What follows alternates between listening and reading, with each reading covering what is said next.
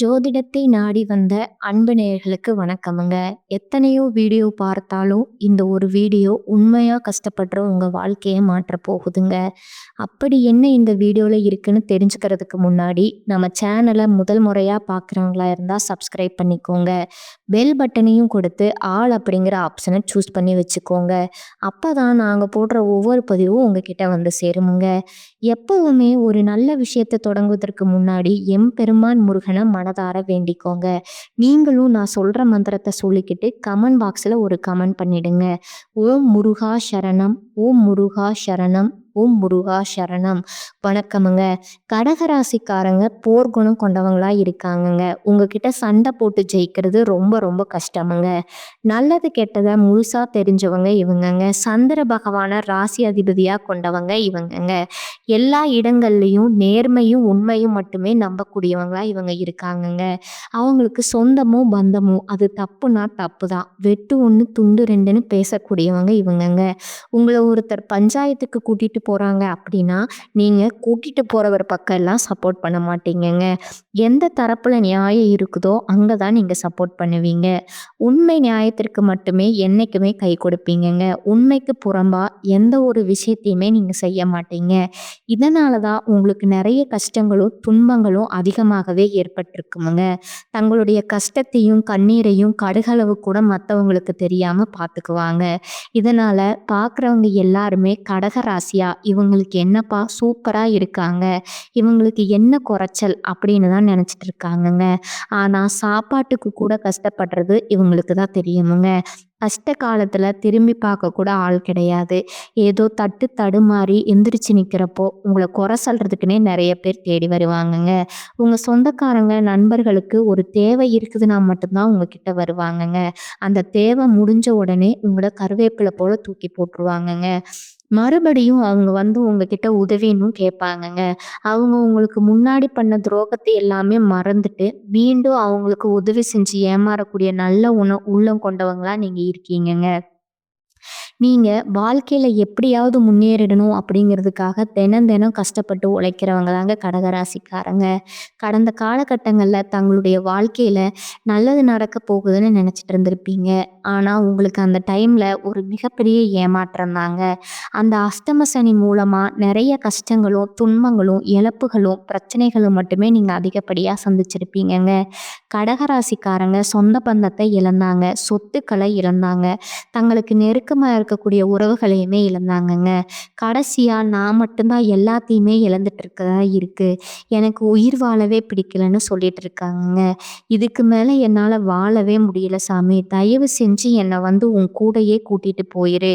நான் இவ்வளவு கஷ்டப்பட்டதுக்கு அப்புறம் எனக்கு வாழ்க்கையில வாழணுங்கிற எண்ணம் சுத்தமாவே போயிடுச்சு அப்படின்னு நீங்க மனசுல நினைக்கிறது எனக்கு புரியுதுங்க. உங்க மனசுல கவலையும் துன்பமும் தான் அதிகமாகவே இருக்குதுங்க. நீங்க செய்யக்கூடிய ஒவ்வொரு விஷயத்தையுமே தடுப்பதற்கும் உங்களை அவமானப்படுத்துவதற்கும் இங்க நிறைய நபர்கள் முயற்சி பண்ணிட்டே இருக்காங்கங்க. இது எல்லாமே தெரிஞ்சுமே கூட நீங்க என்னமோ பண்ணுங்க, எனக்கு என்ன வந்துச்சு அப்படின்னு வேலையில மட்டும் என்னைக்குமே குறிக்கோளா இருக்கிறவங்க தாங்க நீங்க. ஏன் எனக்கு மட்டும் இவ்வளோ கஷ்டம் வருது, என்னுடைய வாழ்க்கையில நான் யாருக்குமே கெடுதலையோ கஷ்டத்தையோ துன்பத்தையோ கொடுத்ததில்லை, எனக்கு மட்டும் இந்த மாதிரி எல்லாம் நடக்குது அப்படின்னு பெரும்பாலான நபர்கள் சொல்லிட்டு இருக்கீங்கங்க. உங்களுக்கு பிரச்சனைங்கிறது வருமுங்க. அது கொஞ்ச நாள் இருக்கும், அதுக்கப்புறம் அந்த பிரச்சனை போயிருமுங்க. இந்த மாதிரி பிரச்சனை வரும் போகும் அப்படிங்கிற நிலைமையில தான் நிறைய நபர்கள் வாழ்ந்துட்டு இருக்கீங்க. நீங்க என்னதான் பிரச்சனையை தவிர்த்தாலும் ஏதாவது ஒரு சூழ்நிலையில உங்களை நோக்கி பிரச்சனையும் கஷ்டமும் வந்துட்டு தாங்க இருக்கும். ஆனா இனி வரக்கூடிய நாட்கள்ல உங்களுக்கு இன்பத்தையும் மகிழ்ச்சியையும் மட்டுமே தரக்கூடிய ஒரு காலகட்டமா அமைஞ்சிருக்குதுங்க. இது நாள் வரைக்கும் நடந்த கெட்ட விஷயத்தை எல்லாமே விட்டுடுங்க. இனி வரக்கூடிய நாட்கள்ல உங்களுக்கு எப்படிப்பட்ட நன்மைகள் நடக்க போகுது அப்படிங்கிறத பத்தி தான் இந்த வீடியோ பதிவுல நாம தெளிவா பார்க்க போறோமுங்க. கடந்த 2025ல மிக மோசமான ஒரு நரக வாழ்க்கையில வாழ்ந்த நபர்கள் அப்படின்னு பார்த்தீங்கன்னா அந்த நம்பர் 1ல இருக்கிறது கடகராசிக்காரங்க தாங்க. ஏன்னா அந்த டைம்ல உங்களுக்கு அந்த அஷ்டம சனியோட தாக்கம் அப்படிங்கிறது அதிகமாகவே இருந்ததுனால குடும்பத்துல பிரச்சனை, வேலை செய்யக்கூடிய இடங்கள்ல பிரச்சனை, பொருளாதார பிரச்சனை, உடல் சார்ந்த இடத்துல பிரச்சனை, இந்த மாதிரி ஏகப்பட்ட மன உளைச்சலுக்கு நீங்க ஆளாக்கப்பட்டிருக்கீங்கங்க. ஆனா தற்பொழுது இந்த 2026 நிச்சயம் உங்களுக்கு ஒரு மாற்றத்தை தரக்கூடிய ஆண்டா பார்க்கப்படுதுங்க. உங்களுக்கு இனி வர இந்த 2026 இனி வரக்கூடிய நாட்கள்ல வீரபத்திர ராஜயோகம் அப்படிங்கிறது கிடைக்க போகுதுங்க. அது என்ன சாமி வீரபத்திர ராஜயோகம் அப்படின்னு நெறைய பேர் கேட்பீங்க. அதாவது சுக்கிர பகவானும், புதன் பகவானோட சேர்க்கை பார்த்தீங்கன்னா, அடுத்து வரக்கூடிய 90 நாட்களுக்கு அதனுடைய பலன்களானது குறிப்பிட்ட ஒரு சில ராசிக்காரர்களுக்கு கிடைக்க போகுதுங்க. அதுவும் குறிப்பா ஒரு 4 ராசிகளுக்கு கிடைக்குதுங்க. அந்த 4 ராசிகள்ல நம்பர் 1 இடத்துல இருக்கிறது கடக ராசிக்காரங்கங்க. நீங்க கண்டிப்பா உங்களுக்கு இந்த வீரபத்திர ராஜயோகம் மூலமா கடந்த காலகட்டங்கள்ல உங்க வாழ்க்கையில நீங்க ஆசைப்பட்டது, எதெல்லாமோ இழந்தீங்களோ அதெல்லாம் அனைத்தும் திரும்ப பெறக்கூடிய ஒரு காலகட்டமா இது பார்க்கப்படுதுங்க.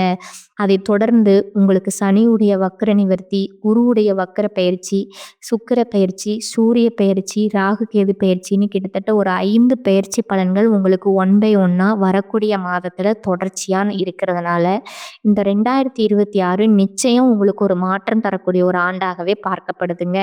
முதலாவதா சனியுடைய வக்ர நிவர்த்திங்க. இத்தனை நாட்களா நெகட்டிவா அதாவது மைனஸா மட்டுமே செயல்பட்டு கொண்டிருந்த சனி பகவான் இப்பொழுது மீன ராசியில வக்ர நிவர்த்தி அடையறாருங்க. அப்படி வக்ர நிவர்த்தி அடையும் போது உங்களுக்கு இந்த அஷ்டமத்து சனியோட தாக்கம் அப்படிங்கிறது முழுவதுமாவே இருக்காதுங்க. உங்களை விட்டு விலகிருமுங்க. தற்பொழுது பொருளாதார ரீதியா ஒரு மிகப்பெரிய முன்னேற்றம் அப்படிங்கிறது உங்களுக்கு காத்துக்கிட்டு இருக்குதுங்க.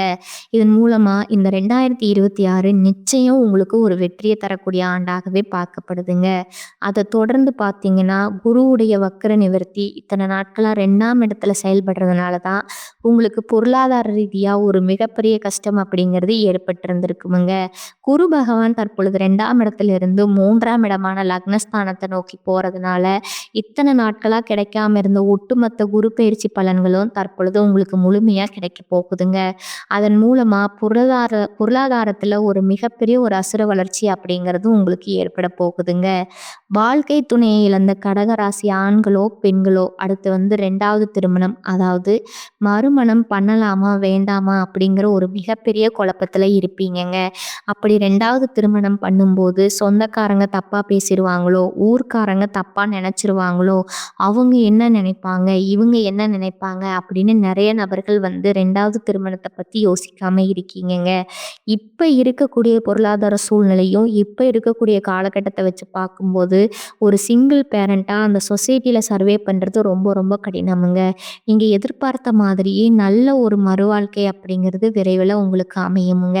கடந்த காலகட்டங்கள்ல காதல்ல அதிகமான தோல்வியை மட்டுமே சந்திச்ச ராசின்னு பார்த்தீங்கன்னா அது முழுக்க முழுக்க கடகராசிக்காரங்க தாங்க.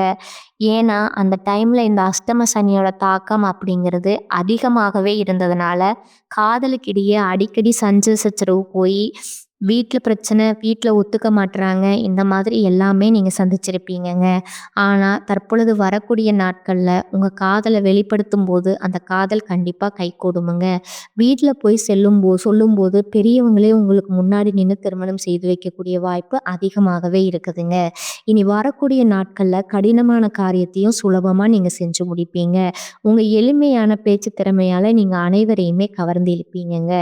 சமூகத்துல உங்களோட பெயருக்கும் புகழுக்கும் படிப்படியா முன்னேற்றம் வரப்போகுதுங்க. சிலருக்கு படிப்பதற்காகவும் வேலை விஷயமாகவும் தொழில் விஷயமாகவும் வெளியூரோ வெளிநாடோ போகக்கூடிய வாய்ப்பு எல்லாம் கிடைக்க போகுதுங்க. உங்க குடும்பத்துல கடந்த காலகட்டங்கள்ல எந்த ஒரு சுப நிகழ்ச்சியுமே நடந்திருக்காதுங்க.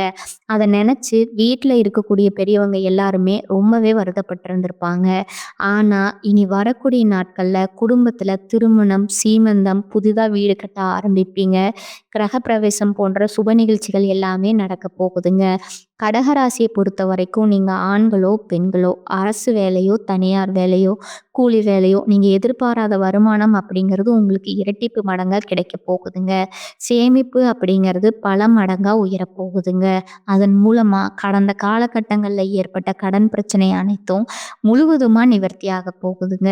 ஒரு பைசா கடன் இல்லாம அனைத்து விதமான கடன்களையுமே கட்டி முடிக்க போறீங்க. இதன் மூலமா இந்த 2026 நிச்சயம் உங்களுக்கு ஒரு வெற்றியை தரக்கூடிய ஒரு ஆண்டாகவே பார்க்கப்படுதுங்க. குறிப்பா பார்த்தீங்கன்னா குடும்ப உறவுகள் மற்றும் சொந்தக்காரங்க வேலை செய்யக்கூடிய இடங்கள் மூலமா கொஞ்சம் கொஞ்சம் உங்களுக்கு பிரச்சனைகள் எல்லாமே வரக்கூடிய வாய்ப்பு அதிகமாகவே இருக்குதுங்க. குறிப்பா குடும்ப உறவுகள் மத்தியில கொஞ்சம் ஜாக்கிரதையா இருப்பது ரொம்ப ரொம்ப நல்லதுங்க. இல்லாத பட்சத்துல உங்களுடைய குடும்ப வாழ்க்கையை கூட தலைகீழா மாற்றக்கூடிய நிலைமையும் அதிகமாகவே இருக்குதுங்க. இனி வரக்கூடிய நாட்கள்ல வாகனங்கள்ல செல்லும்போது கவனம் தேவைங்க. பண தேவை ஏற்பட்டாலும் அதுல திறமையா சமாளித்து நீங்க விடுவீங்க. தொழில் வியாபாரத்துல நெருக்கடியான சூழ்நிலை ஏற்பட்டாலும் அதை சமாளித்து நீங்க முன்னேறுவீங்க. உத்தியோகத்துல இருப்பவர்கள் அலுவலக பணிகள்ல அலட்சியம் காட்டாம செயல்படுவது நல்லதுங்க. குடும்பத்துல சுமூகமான சூழ்நிலை காணப்பட்டாலும் குடும்ப உறுப்பினர்களுக்காக மருத்துவ செலவு செய்ய வேண்டி இருக்கலாமுங்க. கணவன் மனைவி ஒருவருக்கொருவர் விட்டு கொடுத்து செல்வது நல்லதுங்க. பிள்ளைகளை அவர்களோட போக்கிலே விட்டு பிடிப்பது உங்களுக்கு நன்மையை தருமுங்க. பெண்களுக்கு மற்றவர்களால ஏற்படும் தொல்லைகள்ல சிக்காமல் இருக்க கவனமாக செயல்படுவது நல்லதுங்க.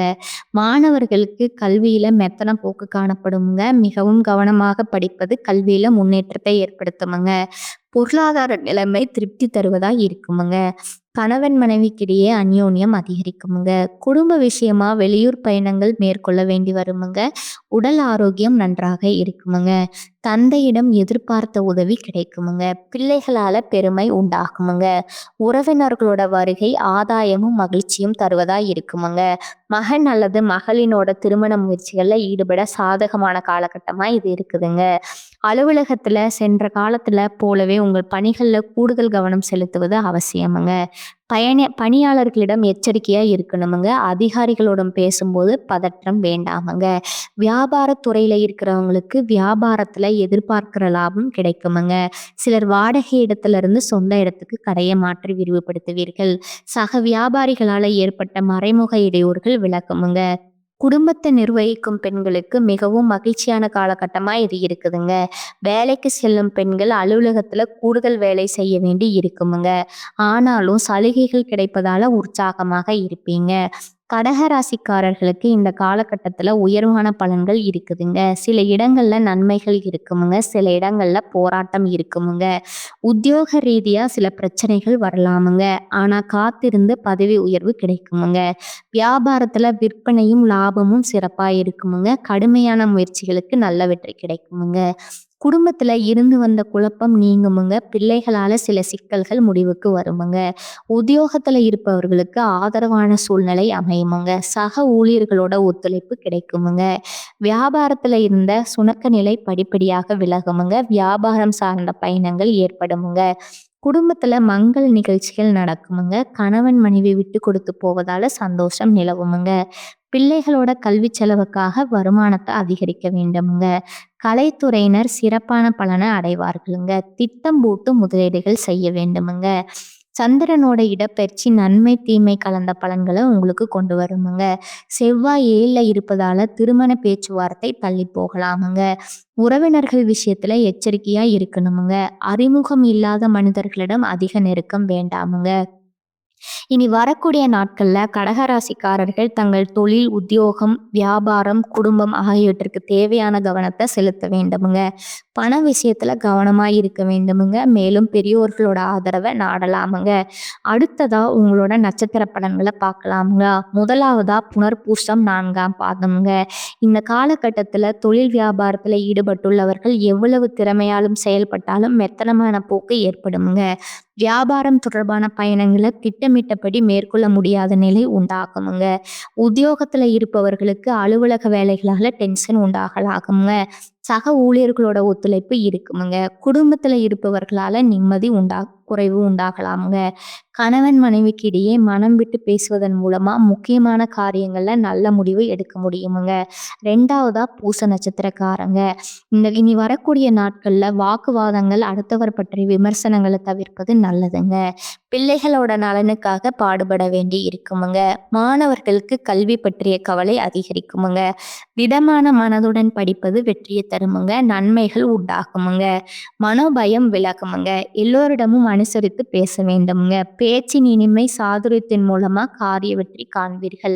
பணவரத்து கூடுமுங்க. சாமர்த்தியமான செயல்களால மதிப்பும் அந்தஸ்தும் உயருமுங்க. அடுத்ததா ஆயில்யம் நட்சத்திரக்காரங்க. இந்த காலகட்டத்துல மனக்கவலை நீங்கும்படியான சூழ்நிலை இருக்குமுங்க. உற்சாகம் உண்டாகுமுங்க. பயணத்தின் போது ஏற்பட்ட தடங்கள் நீங்குமுங்க. தொழில் வியாபாரம் லாபகரமா நடக்குமுங்க. போட்டிகள் விலகுமுங்க. தன்னம்பிக்கையுடன் செயல்பட்டு முன்னேற்றம் காண்பீர்கள்.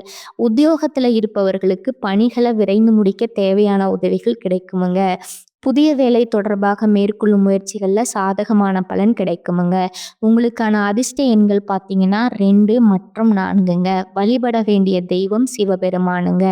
பரிகாரம் பார்த்தீங்கன்னா தினமும் காலையில பூஜை அறையில தீபம் ஏற்றி கீழ்காணும் பாடலை 27 முறை பாராயணம் செய்யவுங்க. குனித்த புருவமும் கொவ்வை செவ்வாயிற் குமின் சிரிப்பும் பனித்த சடையும் பவளம் போல் மேனியிற் பால் வெந்நீரும் இனித்த முடனே எடுத்த பொற்பாதமும் காணப் பெற்றால் மனித பிறவையும் வேண்டுவதே இந்த மாநிலத்தே. மேலும் ஒரு பரிகாரம் சொல்றேன், அதை நோட் பண்ணிக்கோங்க. அருள்மிகு ஆதி பராசக்தி அன்னைய தரிசித்து வருவது உடல் ஆரோக்கியத்தை தருமுங்க. எதிர்பார்த்த காரியம் தாமதமாக முடியுமுங்க, ஆனா நல்ல பலனை தருமுங்க. இந்த சேனல் உங்களுக்கு பிடிச்சிருந்தா லைக் பண்ணிக்கோங்க, ஷேர் பண்ணிக்கோங்க. வாழ்க வளமுடன். நன்றி, வணக்கம்.